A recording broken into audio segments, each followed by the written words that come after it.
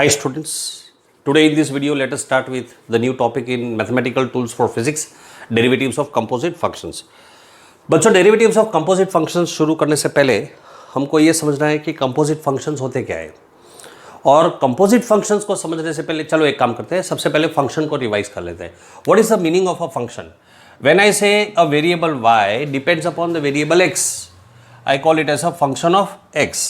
Y depends upon x. So I can write it as y is equal to f of x. For example, अगर मैं लिखता हूँ y is equal to sin x, तो y जो है वो x पर डिपेंड करता है. Then we call that y is a function of x. Y is called dependent variable. Y is dependent variable, x is independent variable. तो जब एक वेरिएबल दूसरे वेरिएबल पर डिपेंड करता है तो जो डिपेंडेंट वेरिएबल है वो इंडिपेंडेंट वेरिएबल का फंक्शन है. पहले तो ये एक बात है, ये हो गया फंक्शन का मीनिंग. अब कंपोजिट फंक्शन किसको बोलते हैं? मैं एक और फंक्शन का एग्जांपल लिख दूं बच्चों. ये एग्जांपल देखो, y इज इक्वल टू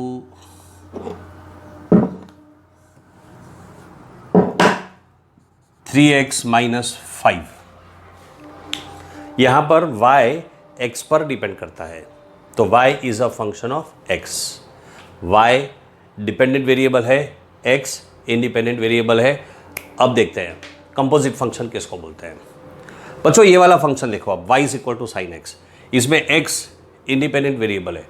अगर मैं इंडिपेंडेंट वेरिएबल को निकाल दूं और उसकी जगह पर कोई और फंक्शन डाल दूं, यानी कि y is equal to sine X में से मैं x को निकाल दूं और x की बजाय दूसरा कोई फंक्शन डाल दूं, 3x माइनस 5 लिख दूं मैं, तो ये हो गया कंपोजिट फंक्शन. यानी आप कंपोजिट फंक्शन को फंक्शन ऑफ अ फंक्शन भी बोल सकते हो. ये ट्रिग्नोमेट्रिक फंक्शन था, ये पॉलिनोमियल फंक्शन था, तो ये पॉलिनोमियल फंक्शन का ट्रिग्नोमेट्रिक फंक्शन हो गया. Then I can say y is a trigonometric function of a polynomial function. बस इतनी सी बात है. कंपोजिट फंक्शंस कितना सिंपल है. So y is equal to sine 3x minus 5 when I write, then this is a trigonometric function of a polynomial function. It is a composite function. Let me take one more example. 2-3 examples I will take so you will be able to understand it better. Let's see the next example. When I write y is equal to ln x, you know what is the meaning of ln x? It is log x to the base e, which is the independent variable x. If I remove x and in the place of x if I write sin x, now sin x itself is a function of x, then y is equal to ln sin x is also a composite function. Let's take one more example. Suppose students I write y is equal to x raised to 4. This is a power function which is the independent variable x. In the place of x, if I write some polynomial, say for example if I write y is equal to 3x square minus 5x plus 2, x की बजाय मैंने पूरा का पूरा एक polynomial लिख दिया, raised to 4, तो ये हो गया कंपोजिट फंक्शन.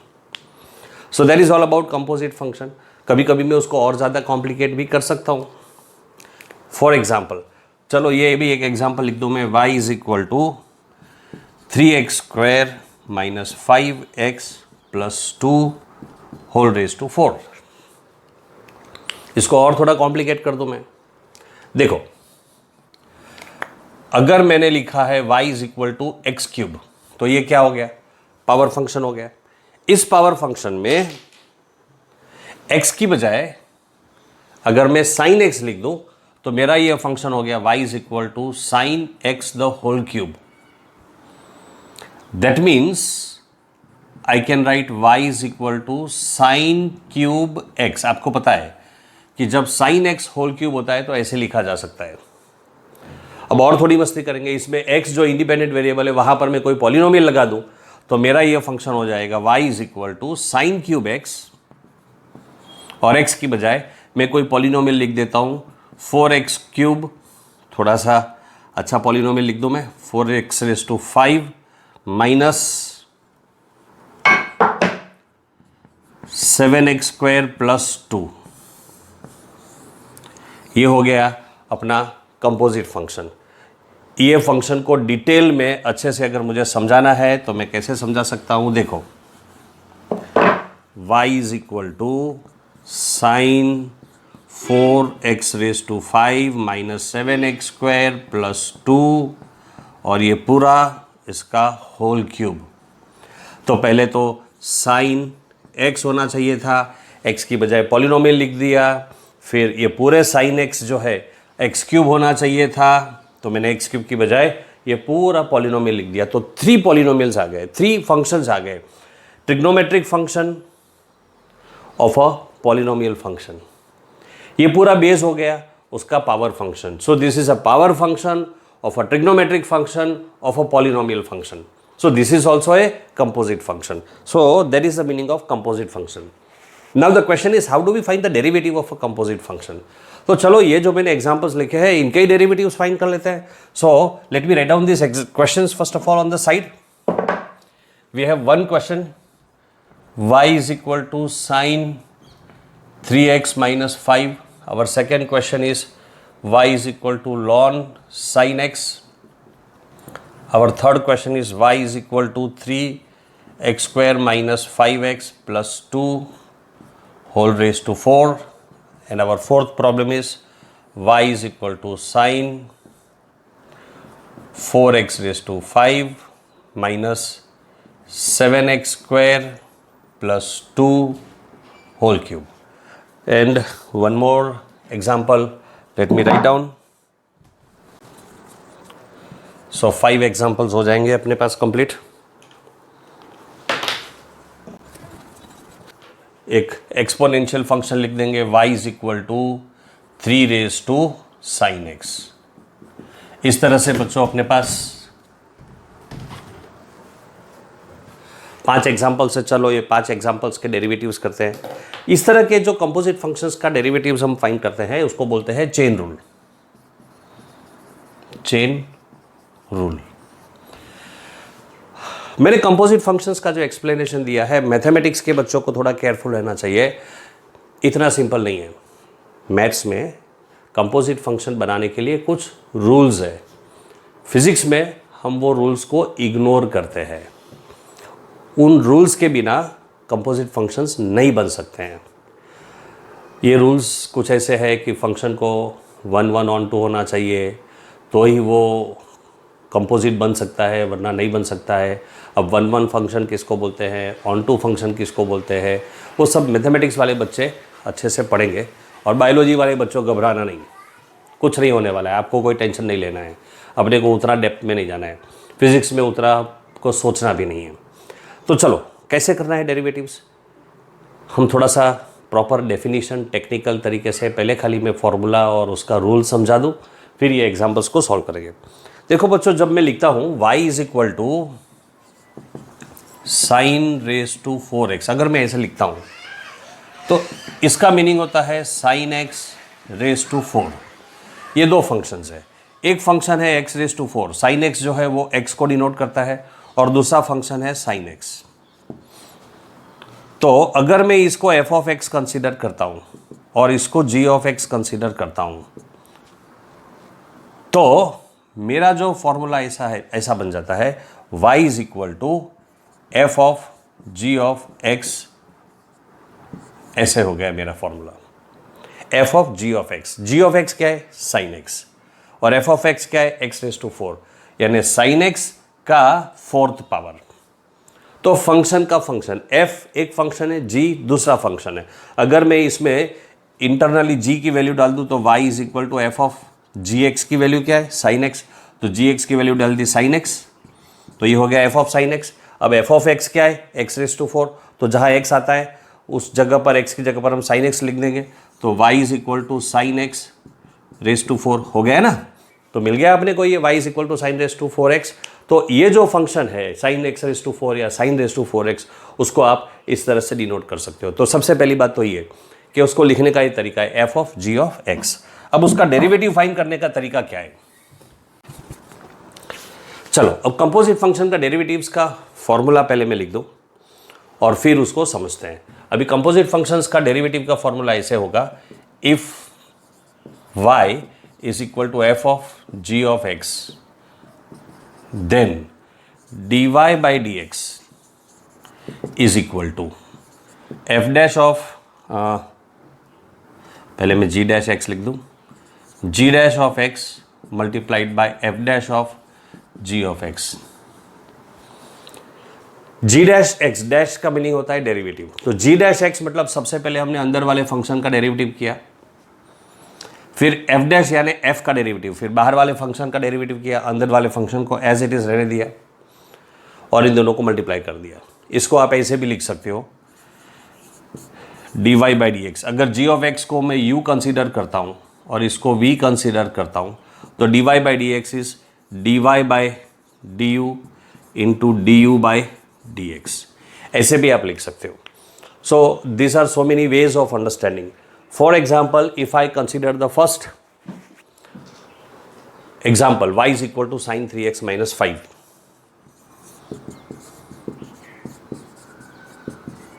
तो इसमें जो 3x माइनस 5 है उसको मैं u कंसीडर कर दूं, u is equal to sine 3x minus 5। तो अब मैं y को कैसे लिखूंगा, y is equal to sine, अब ये 3x माइनस 5 तो u है तो साइन u हो गया। तो अब देखो y u का फंक्शन है, u x का फंक्शन है, साइन 3x माइनस 5 नहीं, सिर्फ 3x minus 5, u is equal to 3x minus 5। So y is the function of u is a function of x. So function of function. अब derivative अगर मुझे करना है तो सबसे पहले मैं फाइंड करूंगा dy by du. y is the function of u.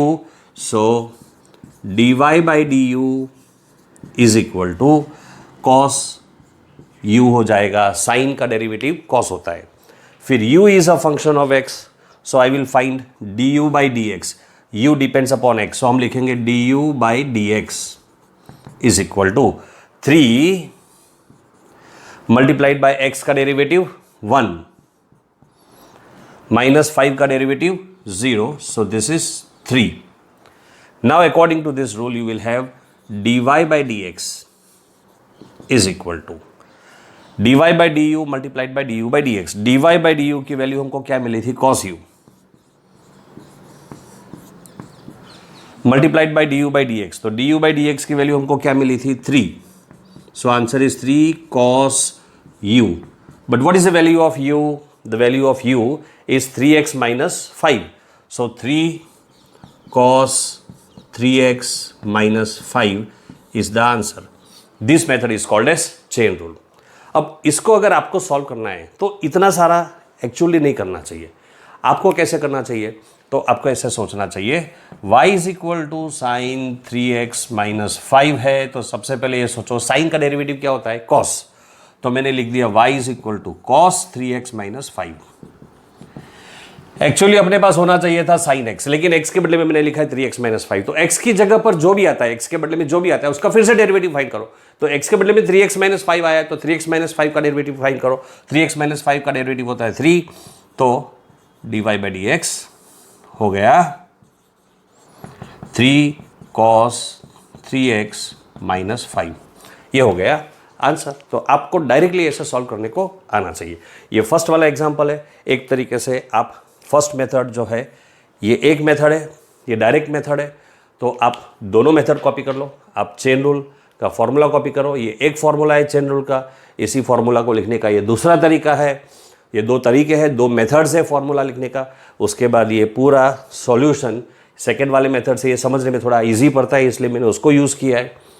और उसी प्रॉब्लम को सॉल्व करने का ये दूसरा तरीका है। सब आप वीडियो को पॉज कर ले, कॉपी कर लो, फिर मैं सेकेंड एग्जाम्पल सॉल्व करता हूँ। Please copy this fast.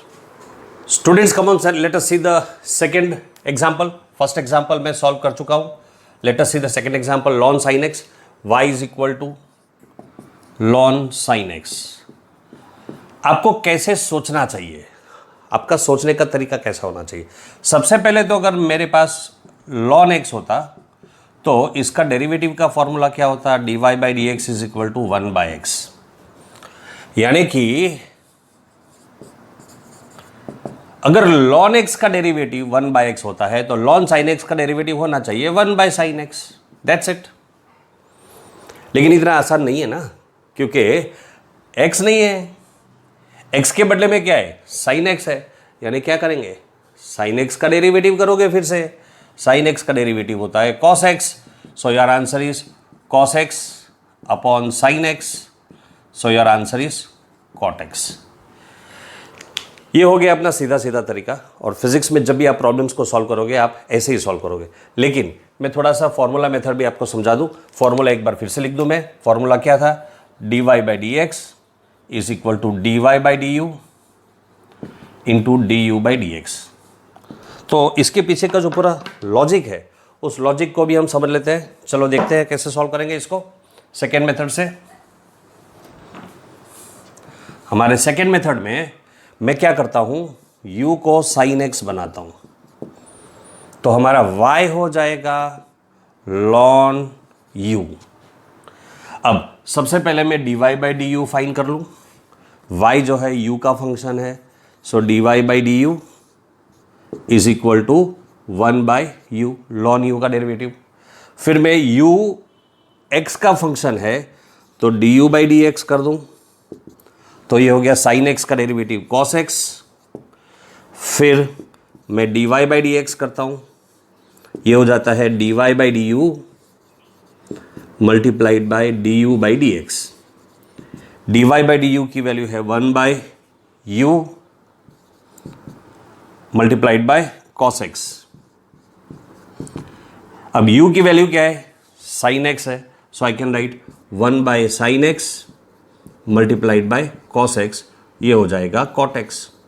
ये थोड़ा लेंदी मेथड हो जाता है, लेकिन हमने क्या लॉजिक अप्लाई किया वो समझ में आता है। और अगर आप थोड़ा सा सोचो तो जो मैंने यहाँ डिटेल में किया है वही मैं यहाँ डायरेक्टली कर देता हूँ, तो कोई न्यू बात नहीं है। It is nothing new, it is a very simple method. Pause your video and copy both the methods. We will go ahead with the next example number 3। Okay students, let us start example number 3। Third example में दिया है y is equal to 3x square minus 5x plus 2 the whole raise to 4। मुझे directly अगर इसको solve करना है तो कैसे करूँगा स्टूडेंट्स, ये पूरा जो पॉलिनोमियल है अगर मैं इसको x कंसिडर कर दूं तो ये पूरा हो जाएगा y is equal to x raise to 4। अब मुझे बताओ x रेज टू 4 का डेरिवेटिव क्या होता है, 4x क्यूब। इसका डेरिवेटिव होगा 4x क्यूब। सो यहां पर मैं ऐसे लिख सकता हूं dy by d x is equal to 4 into ये पूरा bracket 3x square minus 5x plus 2 whole cube multiplied by. अब x नहीं है ना, x की बजाय तो पूरा का पूरा एक हमारे पास ब्रैकेट है, तो उसका फिर से डेरिवेटिव करना पड़ेगा।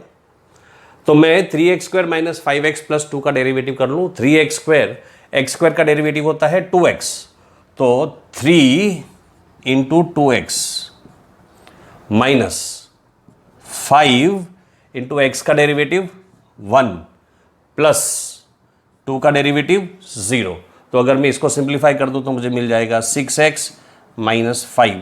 सो our answer is 4 multiplied by 6x minus 5 multiplied by 3x square minus 5x plus 2 the whole cube.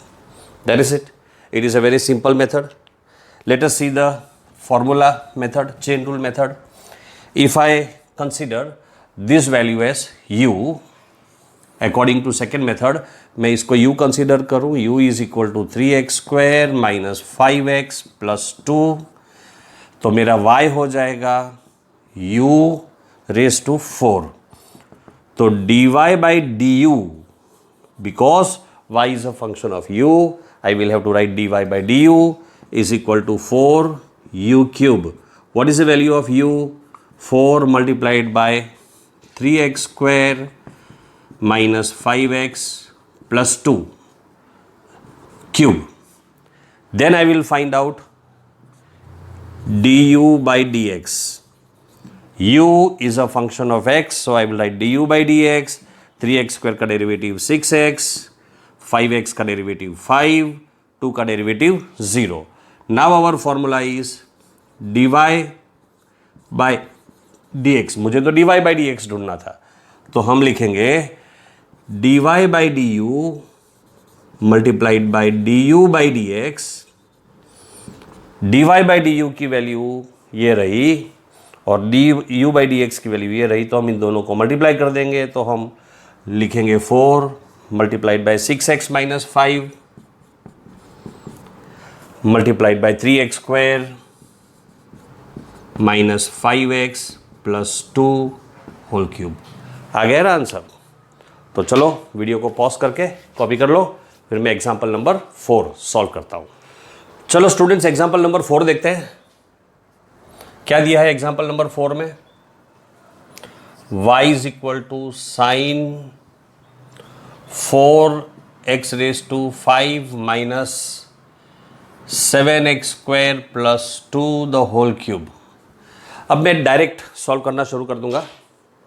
सबसे पहले तो अगर मैं इसको y is equal to sine x consider करता हूं, ये पूरा का पूरा जो ब्रैकेट है, ये पूरी जो वैल्यू है उसको मैं x ले लूं, तो मुझे मिलेगा dy बाई डी एक्स. इसका डेरिवेटिव होता है cos x. तो साइन इंटू समथिंग का डेरिवेटिव हो जाएगा cos into something. So cos this whole expression 4x raise to 5 minus 7x square plus 2 whole cube. Alright, फिर हमको ये जो पूरा एक्सप्रेशन है उसका डेरिवेटिव करना है. तो चलो उस एक्सप्रेशन को समझते हैं. क्या है वो expression? 4x raise to 5 plus 7x square plus 2 whole cube. अब ये जो पूरा ब्रैकेट है उसको अगर मैं x ले लूं तो ये हो गया x क्यूब.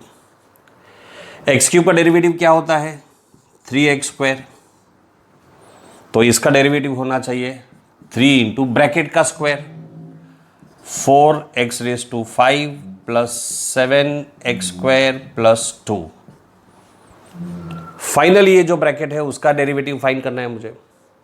उसका डेरिवेटिव फाइंड करूंगा तो 4 multiplied by x raise to 5 का डेरिवेटिव 5x रेज टू 4 हो जाएगा प्लस 7 इंटू एक्स स्क्वायर का डेरिवेटिव 2x प्लस 2 का डेरिवेटिव 0. इसको सिंप्लीफाई करेंगे तो मिलेगा मुझे multiplied by 20x raise to 4 plus 14x. यहां पर क्यूब आएगा, क्यूब आएगा, स्क्वायर आएगा. सो सिंप्लीफाई करके फाइनल आंसर अगर मैं इसका लिख दूं तो ये एक्सप्रेशंस हम आगे लिख देंगे. So what do we get now? Let's see. Our final answer will be 3 multiplied by 20x raised to 4 plus 14x multiplied by 4x raised to 5 plus 7x square plus 2 whole square multiplied by cos